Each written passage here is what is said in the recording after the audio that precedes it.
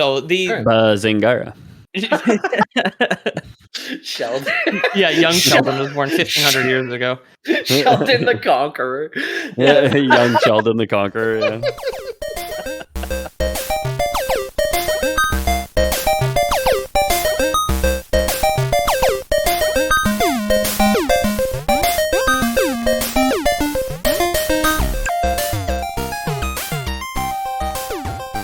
Barbarians here, Hyboria's #1 fake history podcast, returns to pillage your towns, claim your women, and enslave your children. Well, it sounds like we're McDonald's in Kentucky. I can assure you that you've come to the right place. I am your tribal chief, Peter O'Donohue, and I'm in a clan with James Miller. I'm a dark wizard, Ethan Palmer, so I wouldn't be in a clan with a barbarian, actually. No. Oh my! I just watched Total Recall. Is it like this? Yes. Arnie's in it. Did you watch the Arnie one? Yeah, I did. Okay, yeah. I've never seen Total Recall, but yes. Okay, I'm ready then. Conan the Barbarian. Is Total Recall also written by, like, Philip K. Dick, isn't it? I have no idea. I was skilling in RuneScape. Was Conan the Barbarian written by Philip K. Dick? I don't think so. No, we'll talk about it. I know the answer to that question. I wrote this thing. So today's episode on Conan the Barbarian and his world came in bigly over at the Lore Boys Discord, which is linked below the episode. So big thanks to Chaz Michael Michaels, David last name withheld, Sad Clown, JJ __ TS or T Sewell 12, Big JILM, and Agrovator. So that was a big request. A lot of people have been requesting a lot of Conan recently too, for some reason. It's back in the zeitgeist. There's an MMO, right? I feel like there's an MMO. Yeah. Conan Exiles or something? Conan Exiles, yeah. That was like the request, but the lore is all the same anyway. I played either that or Neverwinter with Bobby Ferry. Bobby played a lot of Conan for a while. Yeah, and we played together, and then just me in my MMO fashion. Bobby went to work, and he came back, and I was double his level, and he's like, come on, man, it's not even fun anymore. Yeah. It's literally so not fun to play any MMO with anybody who plays MMOs. Like, like you go take a shit and they've min-maxed already. You're like, okay, well, all this content is worthless. Yeah. The best way to do it, I think, is make a second character that you level together. So that way the MMO person can just like speed ahead on their main or their secondary or whatever. Yeah. Yeah. But even then they made like the speed ahead guy and with his second character is like, oh yeah, now we got to go here. We got to do this. Like, okay, yeah, this quest goes here. Like, yeah. Okay, I'm just going to send us like 100 gold so that we can, get these things. And you're like, okay, why am I playing this game? Like, The first time I played WoW, I was with you, Ethan, and I remember I couldn't keep up with my little paladin legs. You knew where to go because you did practice like speedrunning beginner areas and stuff. Yeah. And I was like J-Milk on Andrew, your brother's account, just running behind you, trying to keep up. It was very fun. Also, welcome to our newest patrons who have a lot of min-maxing to do here on the server. John Benj, Trevor T. Presnell, and Hero Jones. Welcome. As well as to everybody who re-upped recently as well. Welcome. Also, I wanted to give a special Instagram shout out to Big Guy 115 on Instagram, because every time there's a bot that is just like, promote this image on Reality Records or whatever, he's somehow always in the replies just like, promote this dick, and every time he says it, it just makes me laugh. Okay, you stick it to them bots, man. I don't know how he does it. It's just every time I see it happen, it makes me laugh. So thank you specifically. So Conan, fellas, you seen the movies, you played the MMO, have you read the pulp comic novels from the 30s? How far in are you? I've read Sonja comics, but that's about as far as I've gone for that. I've seen the movie once, I think drunk, so even that is like, don't have great memory of what happens.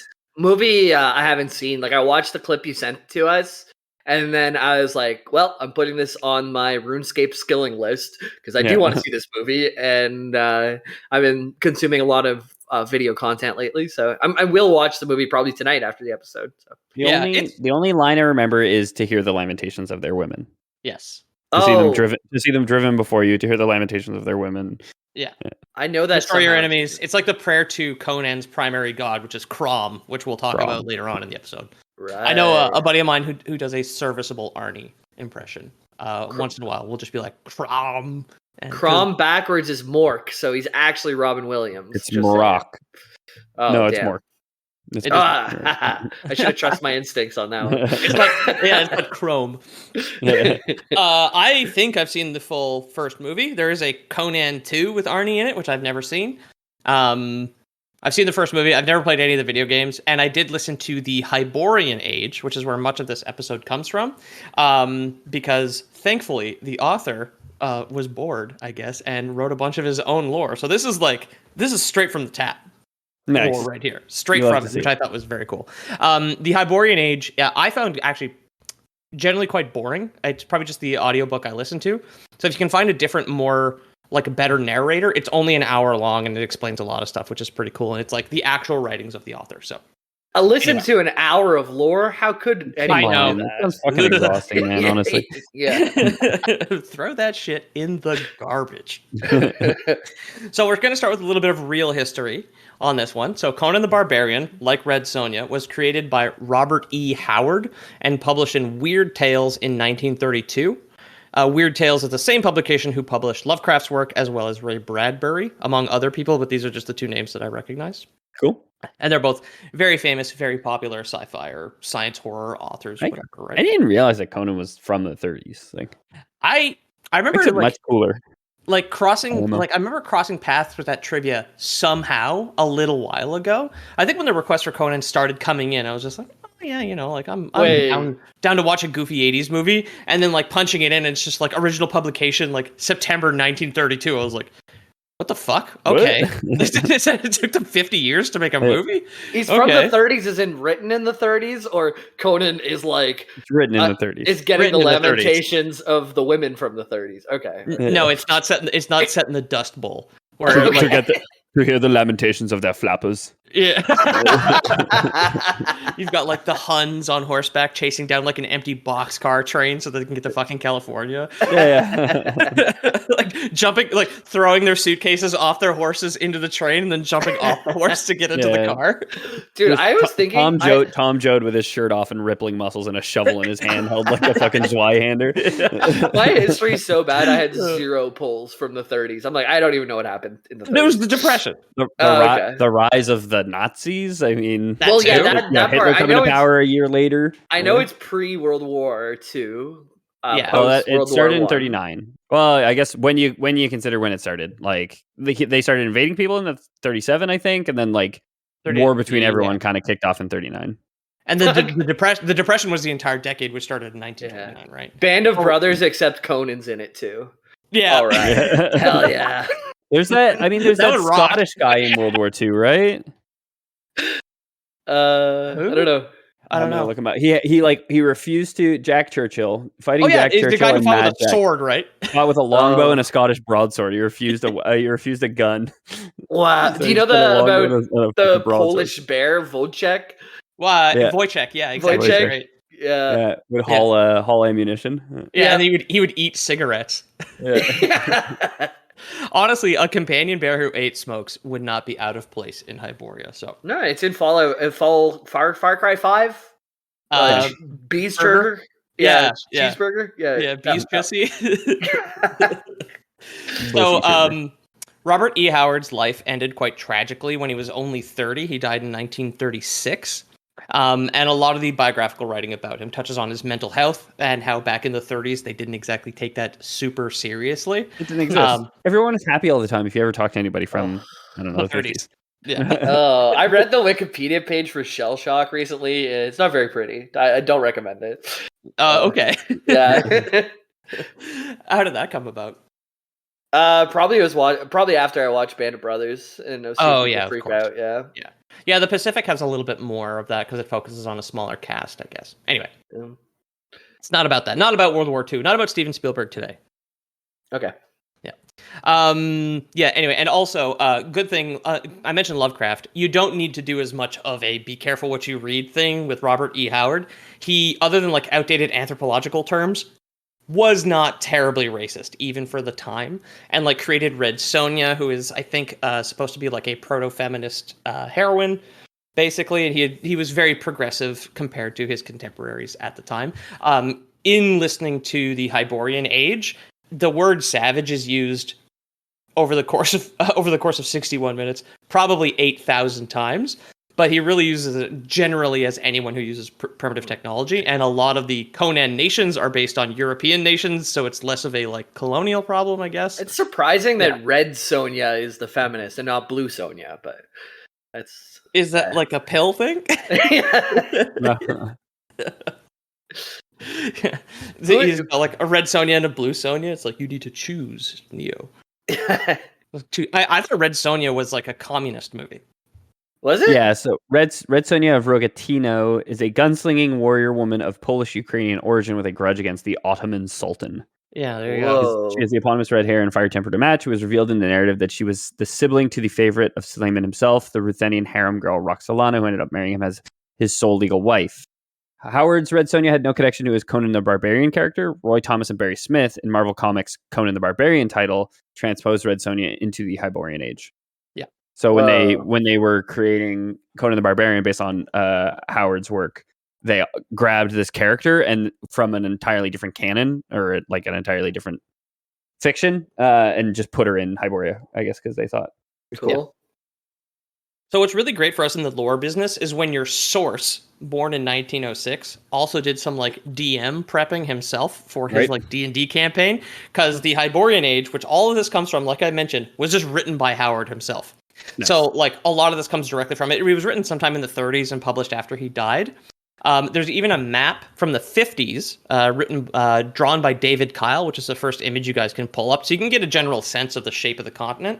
The continent for Hyboria, for the Hyborian Age, looks a lot like Asia fused with Africa and like no real Europe, basically. Okay, I can kind of see that.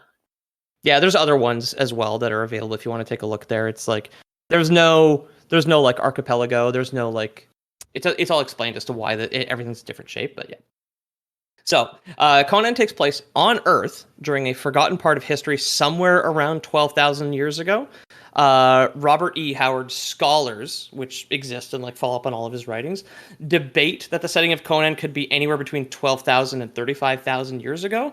Generally, though, they were like, the Hyborian Age takes place bracketed by the Ice Age, either right at the beginning or right at the end, basically. Okay. Most recent glacial maximum when ice was all the way down to like fucking Italy, basically.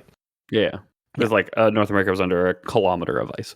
Yeah, exactly. All the way down to like Chicago. Yeah. Down like under a kilometer of ice. In reality, though, Howard got our asses specifically because the setting was written as a forgotten age, because while he was a fan of history, he figured it would be hard to get dates right for consistency. So he just lore boys canon the entire fucking thing. Yeah, nice. The reason it's a forgotten age, he was just like, that's a lot of whatever Googling in 1930 is, right? Yeah. I'm not going to do that shit.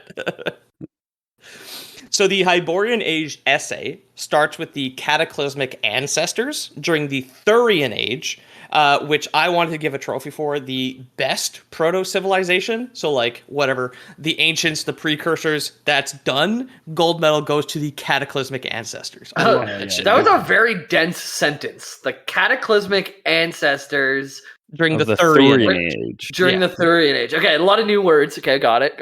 And this is THU. It's not like a Norse thing. It's not Thor. It's Thur. Okay. Like Thursday, which has nothing to do with the Roman god, with the Norse god. That would be ridiculous. They're spelled different. Yeah. So the Thurian Age ends when a geological crisis destroys the ancient lands of Atlantis and a continent called Lemuria. In the 20s, Howard had published multiple stories about Kull the Conqueror, also known as Kull of Atlantis. So, like, old OC was a prehistory to the new OC. He just stopped writing Atlantean books and was just like, yeah, that's where history ends, and now it's Conan time. It's the Hyborian Age. We're seriously gonna have to have a new like take a drink anytime Lemuria comes up on this show, because I feel like it comes up a lot. I actually did some research on Lemuria. It's actually really cool. So we'll get into the real pseudo-archaeology about Lemuria in a second here. Cool. I'm sorry. I thought my cat was gonna fall over and land on me. I finished my first White Claw for Lemuria. Oh, there you go. Nice, yeah. Nice. There we go. Pouring out for Lemuria. 3 to go, my friend. So yeah, we're all fairly familiar with Legends of Atlantis. It comes from Plato, but like we were saying, that it comes up a lot. Lemuria is actually very cool. There is a Cull movie with Hercules' Kevin Sorbo in it. If you guys want to open the next. Yeah. Kevin Sorbo. Cull the Conqueror. Yeah. Cull rocks. Yeah, Cull rocks is just the tagline. that's the only reason they put it up here. It's just it's so bad.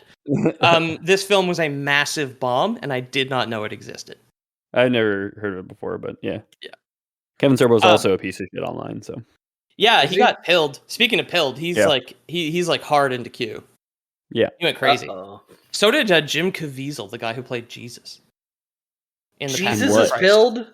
Jesus got pilled. Jesus got pilled. Oh no! I think part of it was getting struck by lightning twice while being prop crucified for shooting the movie. That might fuck your brain up a bit. Yeah, according to TikTok and Instagram and stuff, Jesus is really into skateboarding these days too.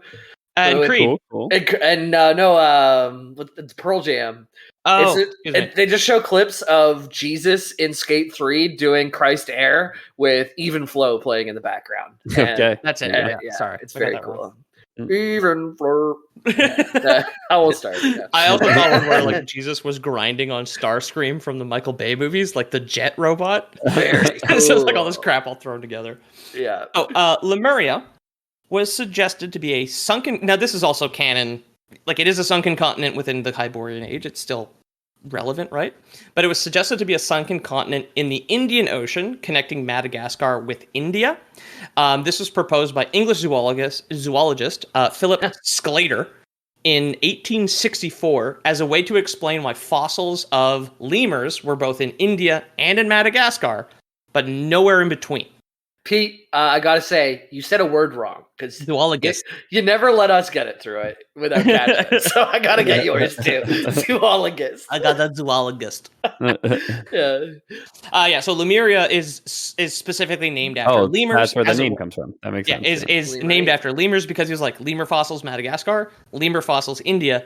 Nowhere in between. Nowhere else in Africa, nowhere in the Middle East, nowhere in Pakistan, or if there's anything else bordering India there. And then we discovered continental drift, right? And we're like, oh, Madagascar's just moved over a couple million years. Yeah. But that's exactly right. So he kind of had the right idea.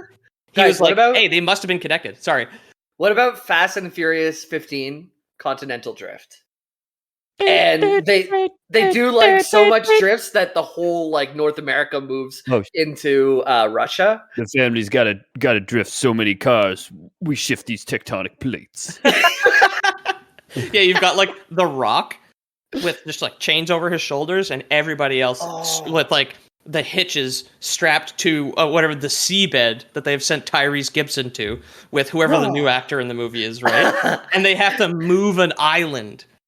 Honestly, I think you're on something. Now that I forgot that The Rock's in it, it could just be a metaphor, like The Rock switching sides, continental drift. You know. But anyways, we'll go to Hollywood with our ideas after this. Yeah, look, if we should scab during the writer's strike and only pitch terrible films, let's see what we could get made. Imagine for a year, all films are made by lore boys just off the top of our heads. Yeah, what a horrible year. Fast 10 is coming out. We're pitching 15 where they need to move an island, and or it is a character study of The Rock's character, and it's actually all just a pun.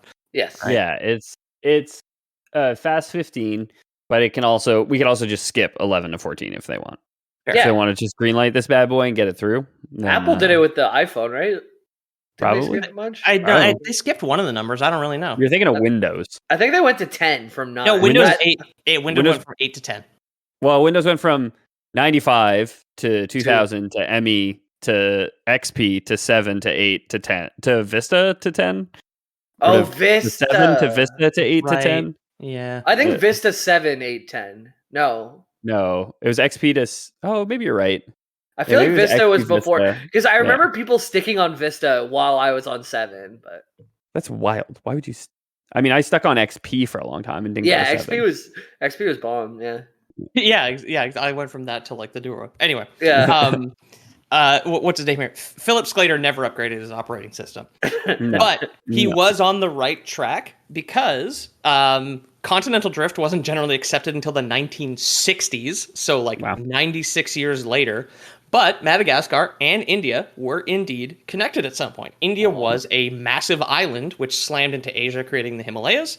So he was correct. But at the time, he was just like, I mean, the lack of flying lemur evidence means they had to have walked, means they had to have been connected. Now, of course, our theories of continental drift could be shaken up entirely by the discovery of flying lemur fossils. I'm not saying it hasn't happened by the time this episode comes out. Have you heard of that line between Australia and just above Australia, like what's the country Polynesia. above Australia? Polynesia. That there's like a line there where the species are vastly different. Different world different, and it's because of continental drift. And you can go like 20 minutes across from one island to another, and you go from having like Asian species to Australian species. Oh yeah, and that's interesting. And I forget the name of the guy, but I just watched a YouTube video on it this week. That's cool. And it's one of like these places that I guess is like newer and colliding. And especially he noticed with the birds. The birds were so different. They weren't like, okay, yeah, their beaks are a little longer for the deeper holes on the island or whatever. It's like, no, this is a different ass bird, and it lives 10 minutes away from a different bird where it could easily fly to. But and no flying lemurs, which I find very convenient. Yeah, a little suspicious, right? Yeah. We'll think like, what are they hiding from us? If it wasn't actually flying lemurs, then we'd find a few flying lemurs. But the fact that they're all missing, that's super sus. Dave and Craig or whatever the Kratz brothers. Honestly, Chris and Martin. Yeah. I think there was a little bit of foul play with Zaboomafoo, and they're all hiding from us. Is what I'm trying to say. Yeah. The fact that they ripped off Zaboomafoo's wings. I keep forgetting. Dr. Sclater found fossilized puppets in India and Madagascar, but no puppets in the Arabian Peninsula. So he's the existence of Lemuria, where wild puppets once roamed. Yeah. And Zaboomafoo fell from heaven, and Chris and Martin ripped off his wings, so he couldn't leave, and now he can't return to heaven ever. Oh, of course. he's damned to the purgatory of Earth. So sadly, he has. He died in the last few years. I think he was like 30 or something, wasn't he? Yeah. He lived a good life. So on the subject of Kevin Sorbo and Jim Caviezel, modern kooks think Lemuria is a lost continent where human beings come from, and Liurnia is in Elden Ring. So that's slightly different. Right. Liurnia of the lakes. The land of lakes, yeah, like the butter girl in the States. Yeah. Land o' Lakes, yeah. I love how modern kooks are just like, well, yeah, humans obviously evolved, but we came from a sunken continent. It's like, isn't Ethiopia just fine for the human evolution? It's like, no, it's a sunken continent. Like, yeah, right. All right, fine. It's in the same place. It's like 5 hours away from Ethiopia if it's going to be in the Indian Ocean. Do we actually have like sunken continents? Are there like large places of land that used to be above water that are underwater now? Yeah, there's one between England and Norway where there's like modern artifacts at the bottom of the ocean, like at the bottom of the North Sea, because as the icebergs or as the glaciers melted at the ice age, it had to the water has to go somewhere, right? Exactly. That's cool. Okay. Yeah, that makes sense why they put the history of Hyboria around the ice age if they're going to say it was a sunken continent. You know, that's the factually like, oh yeah, the water levels were much lower, so this land would have existed. A lot of the countries we're going to talk about here are like in canon. It's like that's England now because it is very much. It's like it flooded and everything kind of shifted around. Again, writing this predates continental drift, but yeah. Okay. Anyway, like any good alt history, the surviving humans were earthquaked back into the Stone Age. So Atlantis and Atlantis and Lemuria were supposed to be like more advanced, just like all the kind of ancient aliens bullshit we're familiar with now. But at the time, it was new and novel, sort of, to have Atlantis bombed into the Stone Age by earthquakes and other geological activity, right? Dude, an earthquake, like a tsunami, must be the scariest fucking thing. I can't imagine seeing water like that high up coming towards you. Yeah, no, you won't have to worry. You won't have to worry for long, my friend. Yeah. You think a tsunami's gonna come hit us in Montreal? No, I would just say like if you see it. If you see that level of water, like you're not outrunning it, so it's true. Yeah, I always get a think snorkel. About, I guess there was that tsunami maybe a decade ago now that killed like 500,000 people, right? Yeah. It also hit like the North Sentinelese, that like uncontacted tribe of like sticks and stones tribesmen. Can you imagine? No. Your entire civilization of like grass huts is just washed away by 15 feet of water. How crazy that must have fucking been. Yeah. People died. Tell stories about it. Man. Yeah. I might have talked about this before on the show, and I know we're wildly off topic. We haven't talked about Conan at all. But like amongst uncontacted tribes, there's these things called cargo cults, which are essentially when like a shipping crate will wash up on shore on an uncontacted island, and the people open it up and cannot reconcile what it is or what they're seeing, and so they end up like revering it and worshiping it. But it's a very common thing that like multiple uncontacted peoples have done, is create these religions around these boxes which wash up on the beach one day. Literally like alien technology. Yeah, exactly. That's so cool. So during the Second World War, so this is in Richard Dawkins' book, in The God Delusion, he talks about cargo cults as to why atheism is le epic Reddit. And it's just like this is what that book is. It's good. Yeah, this is what that book is about. Yeah, he's a smart guy, but a shithead too. So yeah. He was just like, like the people discovered like people had built like bamboo airports to try and summon cargo, basically, because like during the war fighting the Japanese, they had a bunch of like impromptu American airstrips set up on like tropical islands in the middle of nowhere. So there's like, that's like one of the, I don't remember a ton of that book. I listened to it, but I remember the cargo cult of just like, can you imagine being like a sweaty American GI and finding a bamboo airport full of like guys in grass skirts, and you're just like, this is the craziest fucking thing I've ever seen. You're like writing a letter to the love of your life from high school back in Indiana, and it's just like, and then I stumbled upon the wooden airport, right? Yeah, they're just putting like bamboo woven suitcases full of coconuts on like hand cranked treadmills, like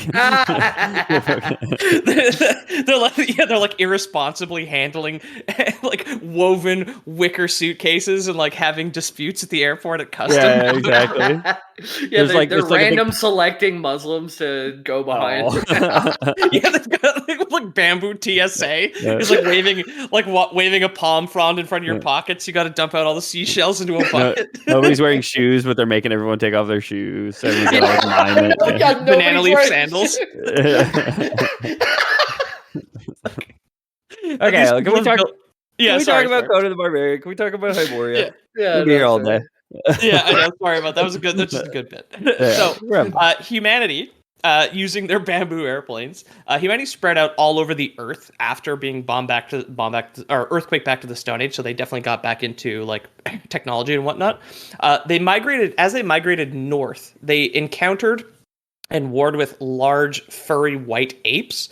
So they basically encountered yetis when moving north in what would have been like kind of the equivalent to like Scandinavian countries. This seems to be a culturally significant event and some kind of first major war in history.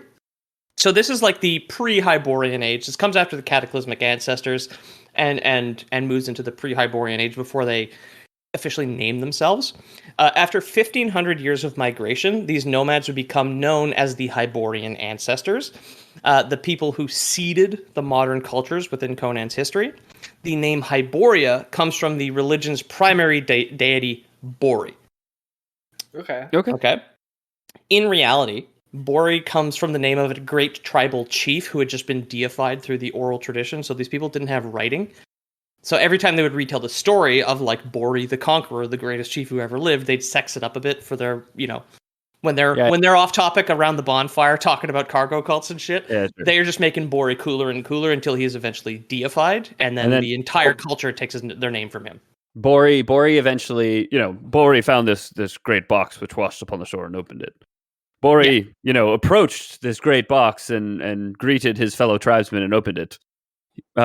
Bori, approached this great box and his tribesmen said, "Hi, Bori," and then he opened the box and then. Yeah. And a bunch of TI-86 calculators poured out of it or whatever's watching. I know we kind of like brush up close against Norse mythology. Like we don't say Thor, we say Thur. But Borean tundra is like a place in WoW for their. But that's from like Boreal, like the Boreal shield. Yeah. Oh, is that what that's from? Okay, it's not. I've always assumed. Actually, I'm saying that. Yeah. I thought it might be a Boreal, Norse thing. like Borean tundra, like Orea is like Latin or Greek for like northern. Yeah. Whereas Hyboria, this culture is Bori because the guy's name is Bori. Boreos in Greek means northern. Yeah, there you go. Oh, well, that's easy then. Okay. It does come up. Like one of the earliest kingdoms we'll talk about is called Hyperborea because it's further north, which is taken from the Greek. All of this is taken from like existing Hyperborea languages. is a thing, right? It's like beyond the northern wall or something like that. Again, it's is it like a Horse the Band song? Is that what I'm thinking of? It is. Actually, Hyperborea is a Horse the Band song. That's why I was like, I know this word. What's it from? Yeah, but I know. It was our whole car ride back from dropping Steve off with Bobby. We had an hour ride home. We just listened to Horse the Band. We listened to Sixth with a TH. With the TH, yeah. All bigotry. All those. Lion Street Bloom, great song. Lion Street Bloom, man. Yeah, that's great. So the ancestors during this migration period didn't encounter any other people, but would sometimes fight other migratory groups of ancestors. So like the barbarian thing starts from the word go, basically. There was only one story from an unnamed explorer who was just like, guys, I went up north. The monkey men have evolved. They are slightly more advanced monkey men. This is bad news bears. We need to stop them. And nobody fucking believed him except a few, like some people who believed in the monkey man conspiracy. Basically, they would go up north with him. No one ever returned. Oh my.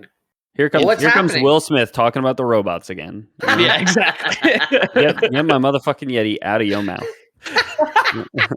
Well, he's like defending a bald Yeti. Yeah. I think that was in the bonus, but is that you better subscribe to the Patreon if you want to understand what the fuck I'm talking about. Patreon.com/Star Wars. So basically evolution at this scale and at this rate of like the ape men that they fought in the past evolving into more advanced ape men over the course of like a millennia and a half was definitely of concern to people, but nobody really believed these stories. Again, at this point, nobody has writing.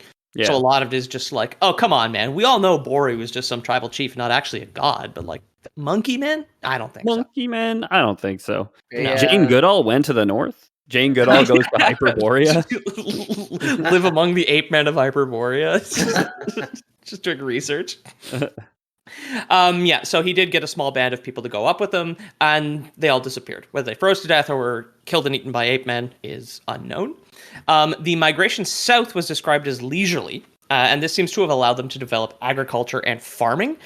They're known to have had domestic animals for centuries at the time of during Conan's time. The southern tribes, the southern civilizations had already gotten to that point. Mm-hmm. And over the centuries, the population of Hyboria continued to grow, and now would require some fresh borders. But we're going to cross those new borders after the break. Welcome back, everybody. Thank you for the fraction of a penny you just earned us.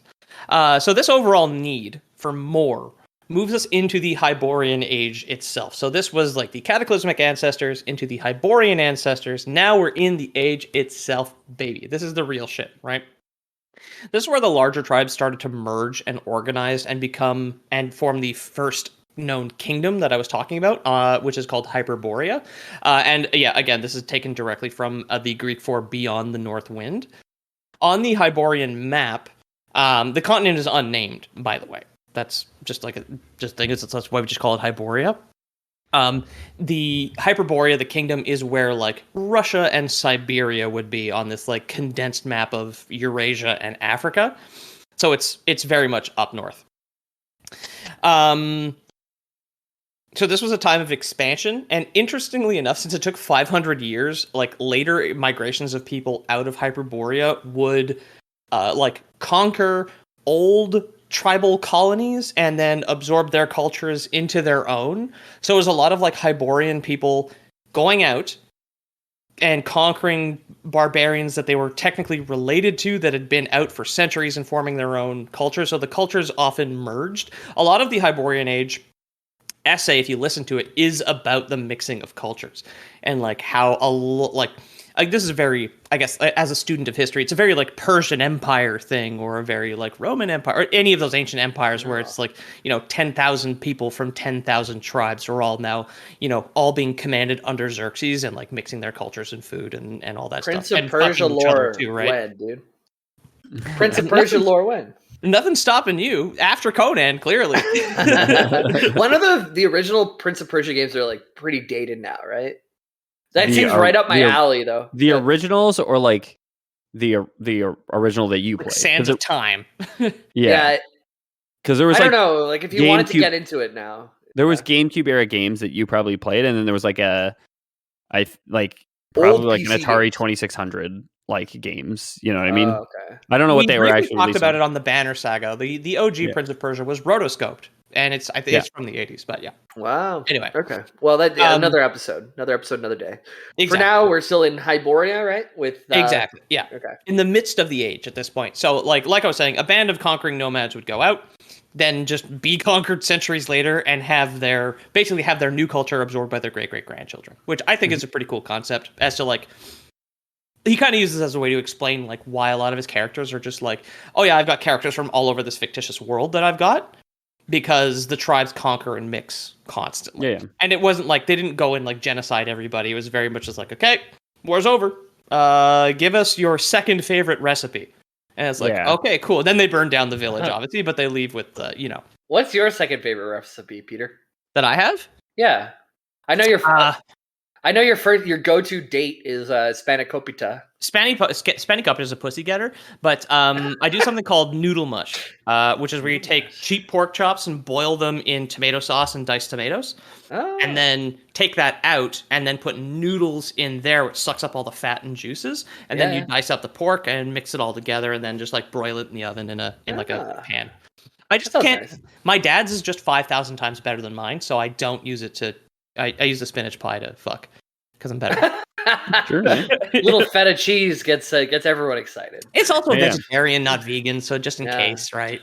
Pete, maybe not everybody wants an entire, cast iron pan of hog fat soaked into spaghetti noodles on a date. It's a delicate. You wouldn't be getting this bussy, Peter. Okay? No, certainly, exactly. You know what? Pete made me a burger and a Greek salad last time I was there, and he could have got mine if he pushed the issue.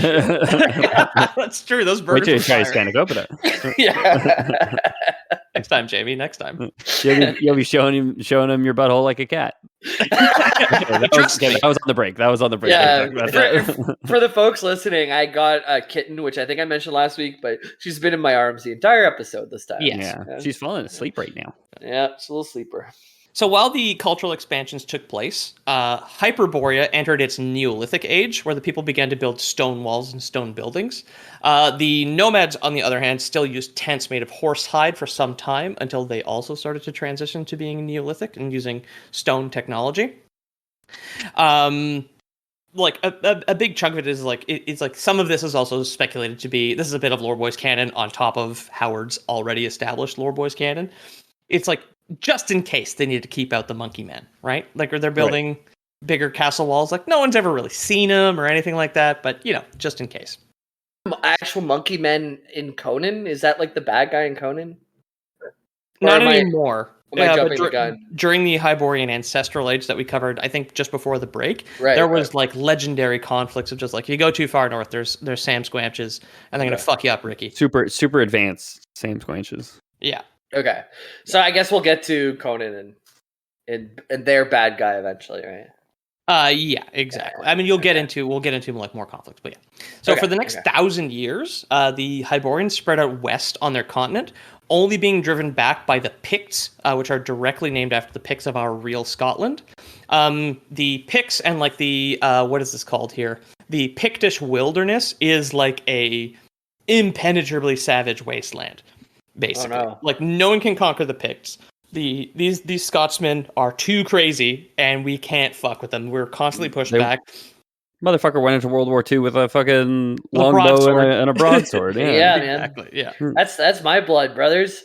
I'm mostly Scottish, or a little bit crazy. Picts are I'm on the wiki right now. A combination of the historical Picts, and it's like a conflation of the historical Picts and the American Indians, particularly the Algonquins, which is our neck of the woods. Algonquin. Yeah, cool. Yeah, there was like a park of theirs that I've been to. Algonquin Park. Yeah. So, and also like another analog here of like expansionist kingdoms encountering barbarians they just can't quite get past. I think the Romans had like the Gauls in France and Germany that were that was their savage wilderness. They were just like, yeah, it's too far north, guys. That's enough. They got a lot of branches and deer antlers. I don't really need to come up here. Savage Wilderness sounds like a Horizon DLC, but right. Yeah. You got the Frozen Wild, Burning Shore, Savage Wilderness will be Horizon 3's expansion, right? Exactly, yeah. One tribe of Hyborians would eventually end up mixing with the Picts and also a nameless tribe of shepherds in a fertile valley called Zing, and they would eventually form the Kingdom of Zingara. So Zingara. Sheldon. Yeah, young Sheldon was born 1,500 years ago. Sheldon the Conqueror. Yeah, young Sheldon the Conqueror. Yeah. So up north, the ape men continued their rapid evolution, eventually changing into light-skinned, blonde, and blue-eyed humans who expanded south, displacing some of the Hyborian tribes. So it is the 30s. They're trying to blend in. Yeah. I'm pretty sure blonde guys could blend in just fine in the fucking 30s. Yeah. But yeah, so within the Hyborian Age, the not quite Vikings, the legally distinct Vikings were directly evolved from these, or at least allegedly, these ape men that had been encountered several times over the past several millennia. So the rest of the next 500 years is very much defined by migration, conquest, and integration. Like I said, these cultures rarely destroy each other. They usually show up and fuck with some Spanish copy tip. Hell yeah. The most important kingdom to form, at least for our story, would be Cimmeria, which is the birthplace of Conan the Cimmerian, the alternate name for Conan the Barbarian. The Cimmerian were real-life Persian horse nomads that Howard took the name from. So they were horse people from the steppes of like northern Iran and that kind of area. Sumerian records made all the metal that I really liked in late high school, early university. Sumeria. That's Sumeria. It's different. Yeah. Different. This is Cimmerian. Cimmerian is a C. C-I-N. Oh. Yeah. Isn't like monkeys like Simians? Simians. Okay. Yeah. All right. We've got Sumerians, Simians, Cimmerians, Cinnamon, and Cinnabar. All right. Well, I think I'm holding on. I think I got it. All right. Cool. Keep up with all the other terminology. Yeah. So within the fiction, the Cimmerian are special because these are the descendants that are still most closely related to the Atlanteans, but they don't have their kind of art. But they still have some pure Atlantean DNA within them. So, like Atlanta, Georgia? Yeah. Okay. Yeah. Cool. In Cimmerian is the only place on the continent right now during the Hyborian Age where you can still grow peaches and shoot movies for cheap. Because the Cimmerian is a special kingdom with tax breaks. Perfect. I love Georgia. I love peaches. I love college. That show Atlanta was really good. Yeah. Conan's not in it though. Cimmeria on the Hyborian map is like right below Nordheim, so it actually borders not quite Scandinavia where the ape men come from. So like the culture that's kind of mixed in here for Cimmeria is like the Gaelic cultures. It's not quite as overt as the Picts being named after them directly, but it's very much like, that sort of thing. Blue paint, Braveheart sort of things. Or again, like if you've seen the movie, showing their butts to Their Nice. Yes. It was such a sexy movie. It's a sign of trust, I've heard. Yeah, exactly. Exactly. Patreon.com/theLoreBoys. Where was I here? Right. Other kingdoms that are important that like pop up throughout a lot of the fiction are Kitai, which was China, Carinthia, which is Greece, Acheron, which is Rome, and then Vanaheim and Asgard, the realms of the red-haired and blonde-haired Norsemen, respectively. Okay. So we do have the the Aesir and the Valar? Vanir. Is that it? Vanir. The Aesir and the Vanir are both canon, but they're not gods. The Valar are from that's the Lord of the Rings. Lord of the Rings, eh? Yeah, it's like Gandalf is a Valar or a Maiar or something like that. Yeah. Man, guys, we've been talking about lore for like 270 episodes, man. How do we keep it all separated, distinct, and organized? Yeah, when it's not distinct, right? When all of it is so derivative of other works. Like, yeah, exactly. When fucking Tolkien probably got Valar from Vanir. Yeah. Heavily Norse inspired. So Middle Earth from Midgard too. Yeah, we're just three idiots. How did we get put in charge of this? Yeah. It's so much to manage. I'm so sorry. Yeah, I'm as sleepy as that kitten in Jamie's arms. Yeah. Next time you come visit, you can be. You wouldn't want to though, because it's been a long, sweaty day, and my armpits don't smell so good. But for a kitten, I guess it's okay. She's getting to know me real well, I guess. Yeah. Oh, yeah. One of my favorite fake kingdoms that is made up is like I call it the Oil Baron's Paradise. It is simply called Iranistan. Okay, very good. That sounds like something George Bush would say. Like, not absolutely. Yeah. It sounds like it sounds like a something that he would misspeak on TV in 2002. Yeah, we're gonna get them Iranistanians. Yeah. Okay. Did you know that P.T. Barnum lived in a Moorish revival mansion in Bridgeport, Connecticut, which was called Iranistan? Whoa! Really? Apparently. Well, Connecticut cut my balls off and called me Sally. Yeah. There's your random fact for the day, because I was like, I'm gonna see if Iranistan is anything, and the name of a mansion in Bridgeport, Connecticut. All right. One of my favorite P.T. Barnum lived in. What is he again? Is he like a circus guy? Yeah. Okay. Yeah. One of my favorite disambiguations on Wikipedia when doing this episode was like the nicknames for Robert E. Howard. One of them is Two Guns Bob, which is a fantastic fucking nickname. It's a great nickname. The other one is just all caps REH. So I don't know if people called them REH or which was Reh. Exactly. But at the top of that page, it says this page redirects from R lowercase e lowercase h disambiguation. I was like, what the fuck could that possibly mean? And I didn't dig into it. It was like, oh, you're on the wrong Reh page for your essay on Reh. So you've got to go somewhere else. It's different people. So it's people with that last name: Alina Reh, Claudia Reh, Emma Reh, Francis Frederick Reh, Reh Jones, Thomas Reh, and Virginia Reh. Also, rare earth hypothesis, Royal Edinburgh Hospital, Reh inscription, which is a Brahmi inscription at the Reh archaeological site. The rare earth hypothesis is a lonely one, isn't it? Isn't it? That's like we're the only ones. There's no life anywhere else. We're gonna die alone. That extraterrestrial life is so exceedingly rare that yes, we'll probably never meet aliens. The space will get so far apart by the time we locate them that we'll never be able to reach them. Yeah. So you know what? Just get a kitten in your arms and drink 4 White Claws and fucking forget about it, man. Jamie's vibing, honestly. Yeah. He's only one kitten and a White Claw and a half deep too. I'm on my 4th, my friends. Yeah. Oh Christ! Okay. Jamie's vibing in an eternally endlessly empty universe, right? Exactly. Yeah. I got my one kitten from the Infinite Kitten universe from SCP right here. Good thing I didn't get the neighboring Endless Hitler universe or whatever. Yeah, and if you were just like, my baby Hitler is so cute, I wouldn't be nearly as supportive.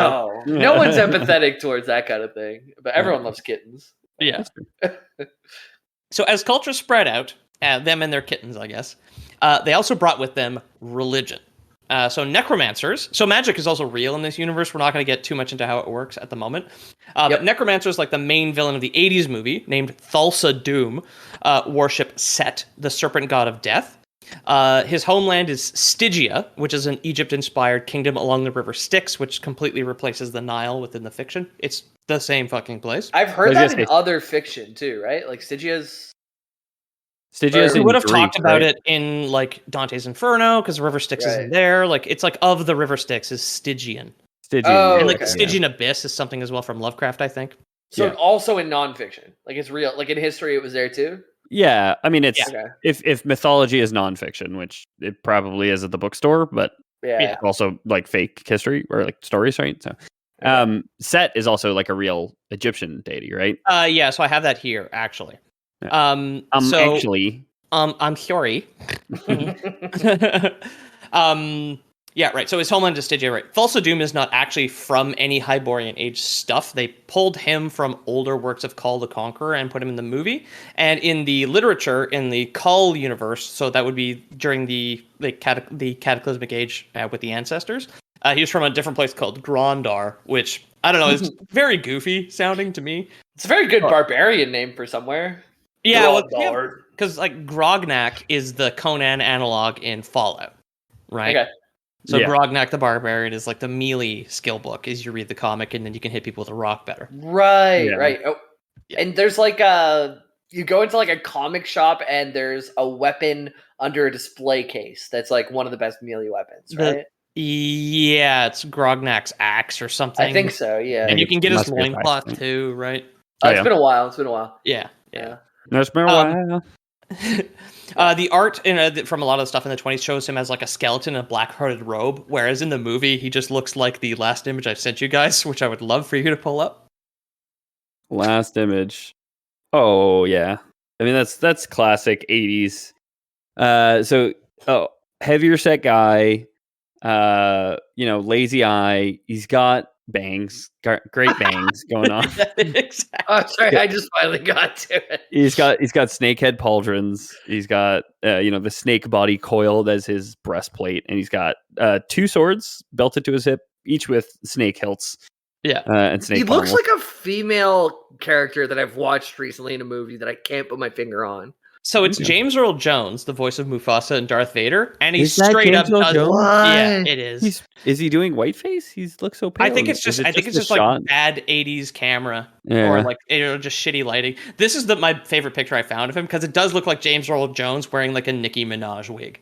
Right? Yeah, straight up with the bad bangs. Ethan, you posted a meme. Someone already did the continental drift thing. Of course they did. The continental drift. Yeah. So in real mythology, so in our nonfiction fiction section of the real world, Set is the Egyptian god of war, among other things, and is not a snake god, but he is a man's body with the head of something that people just refer to as the Set animal, S-E-T, which might be an anteater or a badly drawn dog. But isn't that the name of the death? The god of death is Set as well? I think Anubis is the god of death.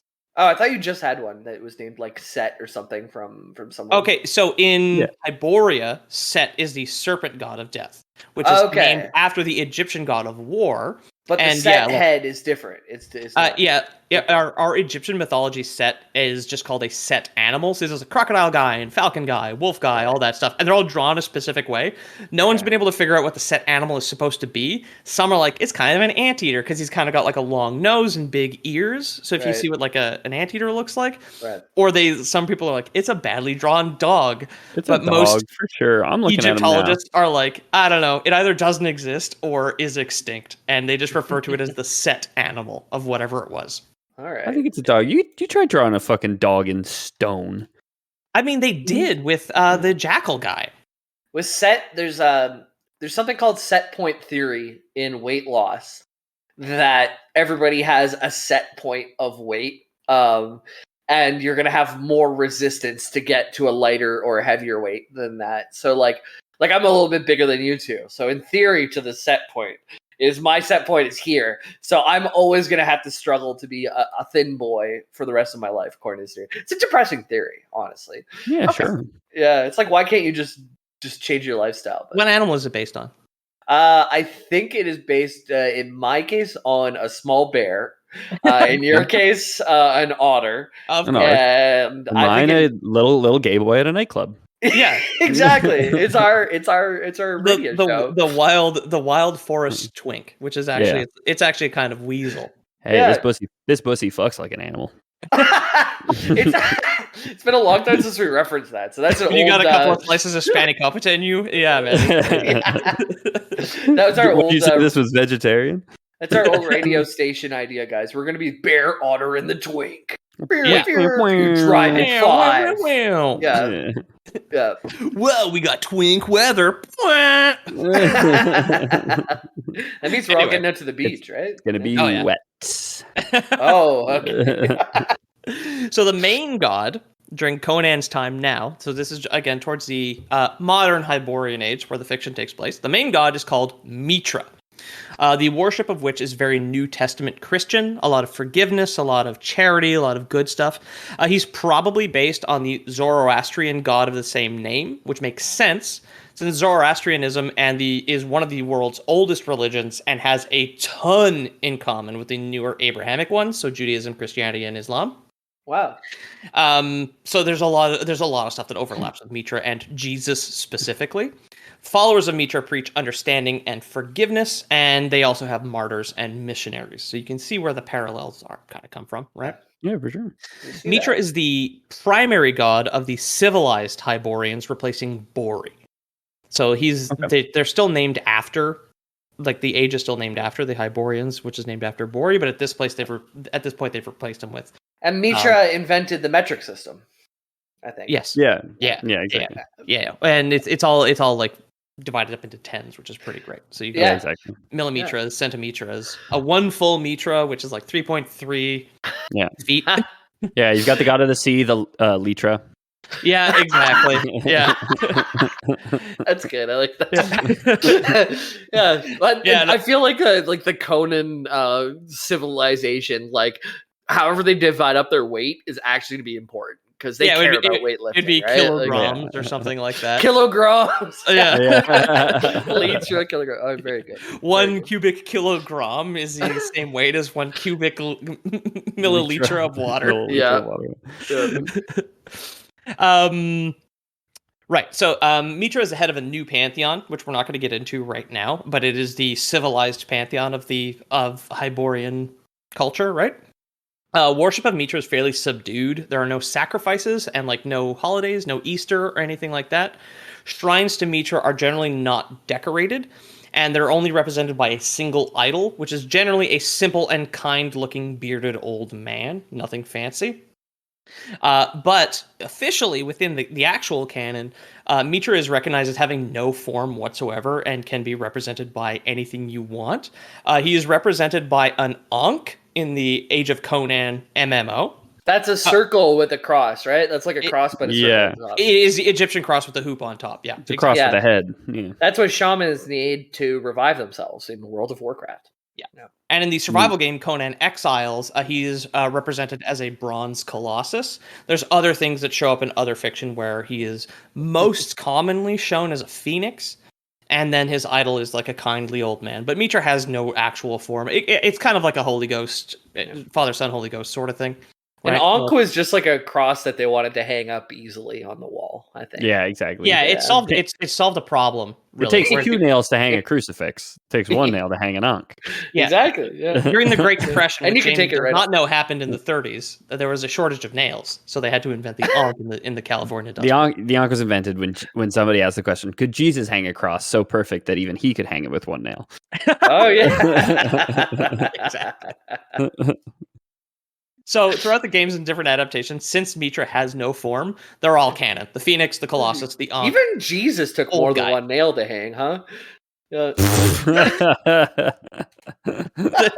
3? He took 2. What? At least 2. Do they go through his feet? I think they do put 1 through both his feet. Sometimes he's like standing on a little like got his little angled shelf. Yeah. Yeah. Too bad he's not Ankh shaped. Yeah. How many times did Jesus get nailed? The one I'm wearing doesn't have a foothold on him. It's just like straight up. It's like 3 Ethan, nails. Wait, the answer, Ethan, is he got nailed 3 times unless Peter made spanakopita, then it's 4. Okay, wait. My wife's in the room. I'm gonna ask her. I bet she knows. I looked it up, and I'm gonna see if she. Oh, she did religious studies, right? Babe, how many nails pierced Jesus during the crucifixion? She says 3. I'm gonna read you the top hit from Google, the Wikipedia excerpt from Triclavianism. Well, they're already biased. She says the same as Pete, 1 in the foot. The exact number of the holy nails has been a matter of theological debate for centuries. The general modern understanding in the Catholic Church is that Christ was crucified with 4 nails. 4. Oh. But 3 are sometimes depicted as a symbolic reference to the Holy Trinity. Yeah. 4.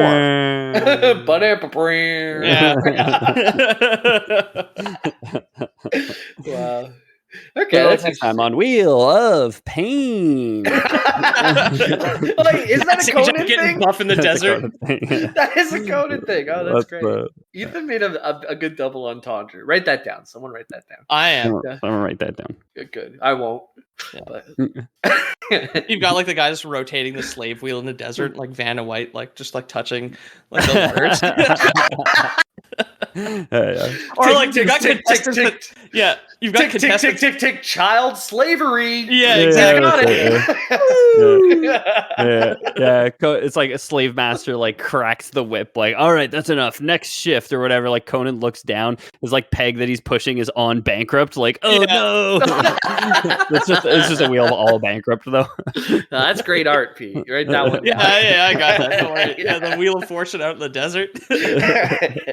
So, finally, we're going to end here. Speaking of Conan, speaking of the slave wheel of fortune, speaking of Vanna White, in Cimmeria, Conan's homeland, he has a unique god, which he touched on already, but we're going to get into him now.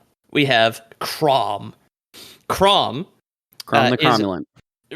Crom the cromulent. It's a perfectly cromulent god. Yeah. So if you worship him, is that communism? Yeah. Well, real communism's never been tried. Except for Red Sonja or whatever. Yeah, except for Red Sonja. So, Crom to the Cimmerian is a brutal god who creates only hardship for people, sending forth nothing but death and destruction from the mountain in which he lives. This is why the Cimmerian, descended from the Atlanteans, are still so warlike. Is their god that only they worship is said to send forth nothing but death and destruction. Where is he here? He's said to hate cowards, so praying for him in times of need is considered pointless because he thinks that that's cowardice. Yeah, cowardice. Death, basically. Yeah. Cowards and weaklings do not deserve to be saved. So praying to him for strength is not recommended.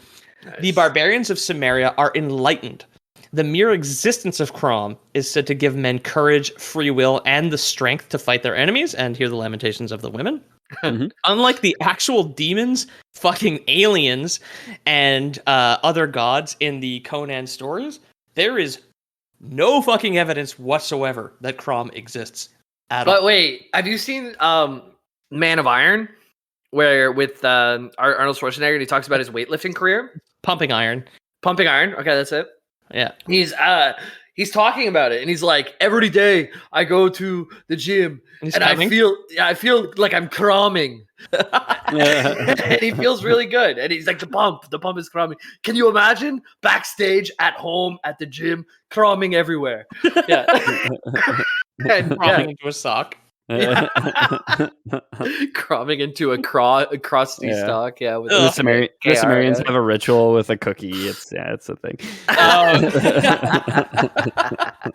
You don't want to be the last. You don't want to be the last one to pray to ask Crom for forgiveness. You know what I mean? Be that coward. Yeah. Definitely not. In times of weakness, it's in times of ED, it's best not to pray to Crom. He thinks limp dicks are just deserve to be that way. Limp dick. Keep rolling. All right. So yeah, unlike the other gods, Crom has never been seen intervening in human affairs, choosing prophets, or giving people magical powers, or manifesting any miracles. Nothing. Even Mitra has appeared in dreams at least once. In the story The Black Colossus, he tells a princess to recruit Conan and his ragtag band of ne'er-do-wells to defend against an invasion because Conan is known as like Mitra's chosen one, and they actually do succeed and win. Okay. Whereas so is this mid-movie, or where are we now? Because I'm going to watch the movie right after this. Are we after the Wheel of Pain? No, this is all still pre-movie, and the movie takes like picks and chooses different places. Like, we're almost done here. Go watch the movie. I haven't spoiled anything. I'm not worried about spoilers, but yeah. This is the lore from the short stories from Robert E. Howard, right? Which the movie was based upon. So how well it fits in is, not going to be a problem. Cool. Yeah, exactly. So yeah, Mitra has appeared in people's dreams. Crom has never intervened, and in a world where gods are real, the fact that the Cimmerian barbarians have a very specific god that has no evidence to prove that he's real whatsoever, I find very funny. Just like, little sussy baka. A little bit. It's going to become a tongue twister because he just doesn't keep showing up. It's like the Cimmerian barbarian, Crom will not come. Yeah. Well, that's pretty good. We'll work on Which is what they say when they're jacking off onto the cookie, right? Yeah, exactly. that's the ritual for the barbarian. What'd you say? Sumerian barbarian cromwell.com. Yeah, Sumerian barbarians cromwell.com. And that's what they do when they have to go off in war. So, with the complete lack of miracles, Crom is ignored by the other Hyborian cultures, making a Sumerian exclusive. Throughout the stories, Conan swearing oaths to Crom before battles or whatever always gives him away as a Sumerian. It's a plot device sometimes. Sure. Cool. But that is the Hyborian Age. Was 4. I hit the target. Right on time. Yeah, right on time. I didn't want you to have any booze left over when we finished the episode. I was really Yeah, I've been your host, Peter O'Donoghue. I hope you enjoyed the Hyborian Age. A bit of a rowdy cast, but I think for barbarians, that's good. We're sitting here in our loincloths, recording in our studios, right? Yeah, exactly. Jerking off on a cookie. First time back together in a while, yeah. Yeah, Sumerian Barbarian, cromwell.com. I've been your host. Yeah, Ethan's been miles away since the last time we talked. He had to go across the country just for autoerotic asphyxiation, of course. Yeah. Yeah. I wanted to do it in the beautiful Rocky Mountains. You know what I mean? If you're going to die anywhere. Yeah. Pete, do you have anything going on in the Instagram world these days? Nothing special. Comics going well. Stay tuned. If you were on the South Shore for some reason, my publisher had like a sale at a different convention this spring, and then there's going to be Montreal Comic Con. So that's in the city Montreal. If you don't know where the South Shore is, but, yeah. Excuse me. No, things going well. Stay tuned, though. I'm very, very content. This unemployment serves me very well, I must say. Yeah. You've done good things with your unemployment. Yeah, sounds historically. I wouldn't get anything done, so I'm proud of you. Yeah, dude, yeah. I'm finding happiness in a kitten right now, but work is still fucking kicking my ass. But that's okay. That's okay. You're newly promoted. You're in a new role. I'm sure. I did just get promoted, and I still don't have a contract or any idea what my job will be. But I am promoted. Hang on. You get the promise. Yeah. You get the good old manager slap and pinch on the ass, and kiss on the cheek. No problem, sugar. Yeah, it'll be fine. You're promoted. Yeah, exactly. But anyways, if you want to find me, go to discord.gg/loreboys, LOREBOYS. If you can't find us at that link, just go in the description and it'll have all the links you need to get into the community. We're chatting a lot. We're playing RuneScape. We're playing fucking other games. Some other people are Warframe now too for me. Warframe. People are hot. So Peter wants to play Warframe with you, is what he's saying. So hop into the Discord and DM Peter, because he'll definitely hang out and play with you at any time. You would love that, honestly. He's always telling us on the side he wishes you guys do that more. Yeah, exactly. Thanks so much for listening, everybody. If you guys like the show, consider leaving us a 5-star, 2 thumbs up review on your podcast app of choice. It really helps us reach new people and continue to grow our community, which has been growing out of control recently. So thanks to everyone who's been doing that. Also, you guys can tell your friends, your families, your loved ones, your dogs, your dog sitters, your babysitters, your everybody you might know, your bus driver, your mailman. Imagine you're telling your mailman one day and you look up and it's Peter. Oh my god. Oh shit. And then he makes you spanakopita. He hands you spanakopita in an envelope. You open your package and it's spanakopita and you blush. If you guys want to support the show, we do have Patreon, patreon.com/TheLoreBoys, where you'll get the context for one of the jokes I made on this episode, and you'll get access to the loser titles, where you'll hear the jokes that we told on this episode already. So I guess you technically already heard of them, but you get to play a fun guessing game with the other patrons to try and figure out what episode is Jesus got pilled. What does that mean? You try and figure out that means Conan the Barbarian lore at the end of the day. And of course, for anyone who doesn't trust Patreon, we do have Lore Boys Prime, as always, where we've talked a lot about baking today, I guess. We've got some baked pork. So we're looking for recipes. We're looking for your best recipes to share with friends, that, you might put in the middle of a circle of all of you and then just decide arbitrarily who's going to eat it last or first, I guess, however you want to do it, really. I love that. If you could take like a cable level video and like the aspect ratio that's at like a square, because everybody's 4:3 TV used to be a square. Yeah, 4:3. I'd like a 4:3 video of you making your baking thing and kind of try and talk slowly, ASMR kind of thing, because I need more cooking videos too to watch. So and send us your best recipes. Yeah, please. And send us your best cream-filled recipes like spanakopita. I think that would cut today. Lore boys. Lore boys. Goodbye.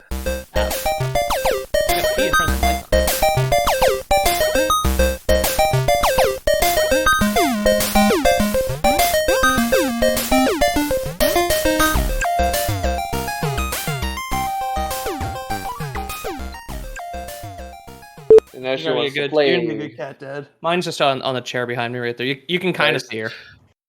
She likes to put her asshole in my face. Like, yeah, I'll do that. That's a sign of trust.